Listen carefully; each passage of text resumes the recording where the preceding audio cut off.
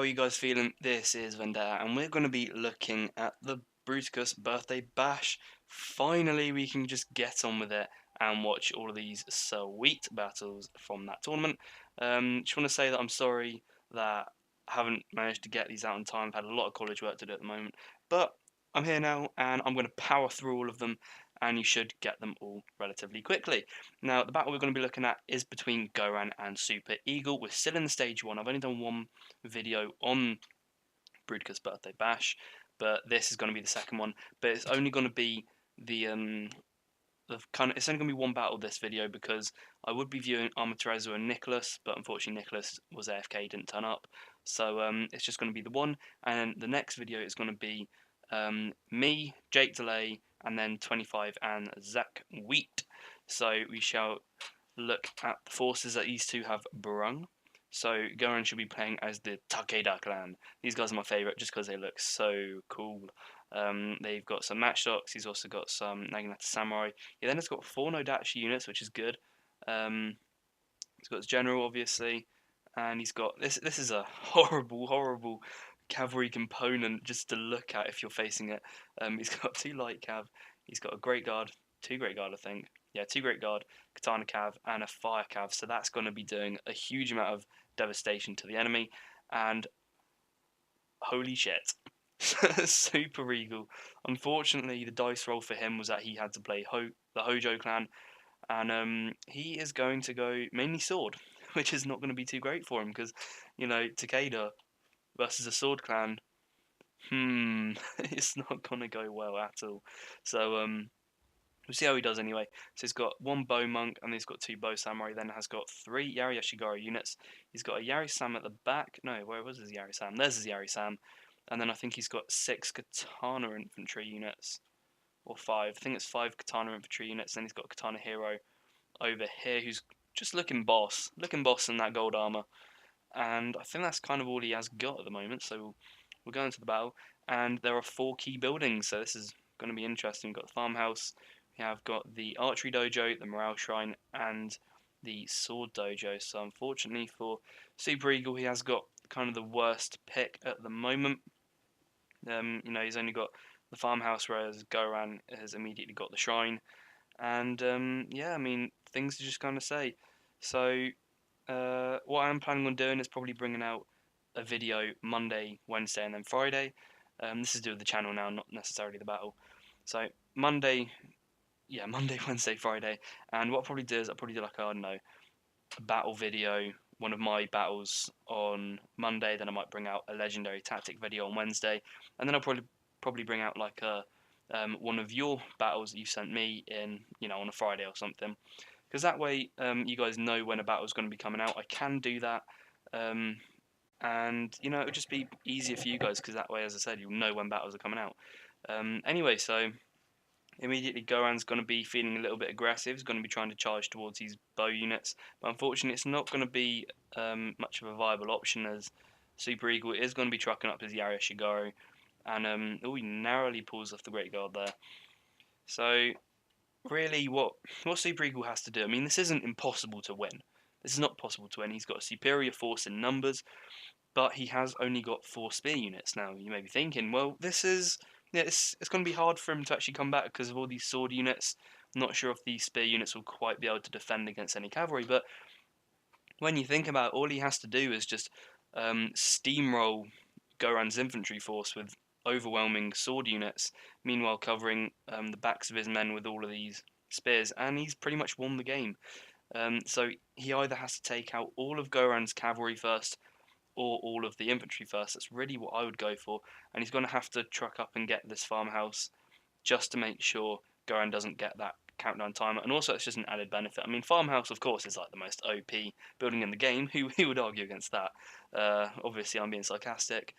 But, you know, he just doesn't want to have that countdown timer to put him under pressure. He has also got a superior skirmishing force. He's got 2 bow samurai and a bow monk, which means he can pick them from distance. But there's a big flaw in his formation.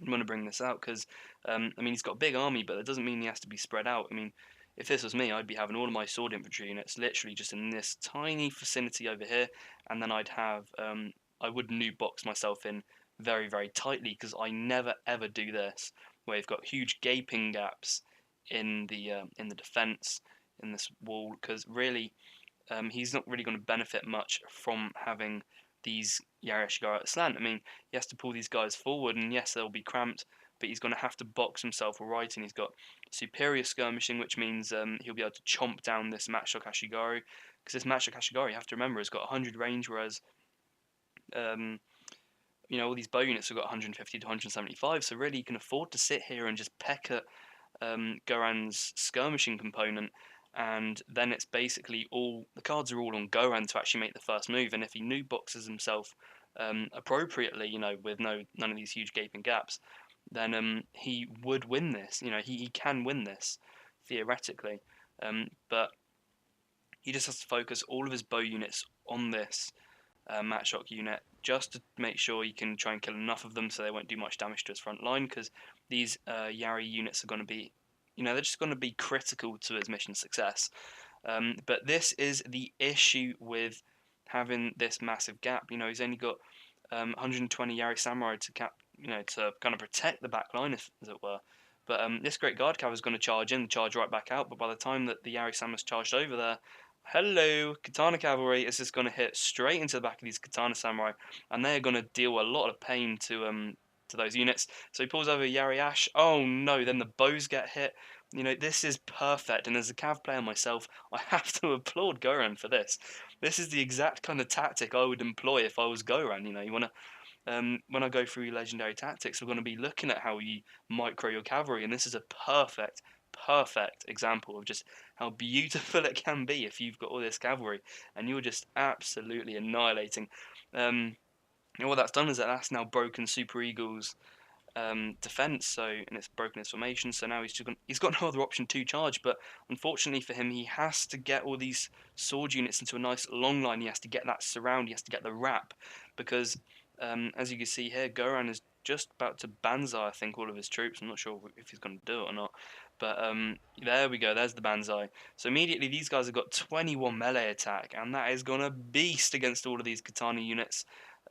So really, this is not looking it's not looking good at all. And in the backfield here, we've just got some spear units hanging back, but we could see some hammer and anvils here by Goran, and his Matchlocks are still alive, and he's even stand and fight. He's got all these different little abilities on at one moment, and it looks like SuperEagle is just going to get chomped up. He has got the superior numbers. He just got to try and get the surround. He needs to get all of his units fighting at once. That's really what his benefit is going to be. And these light cav units are going to try and do some limp little hammer and anvil, but it's not going to work for him.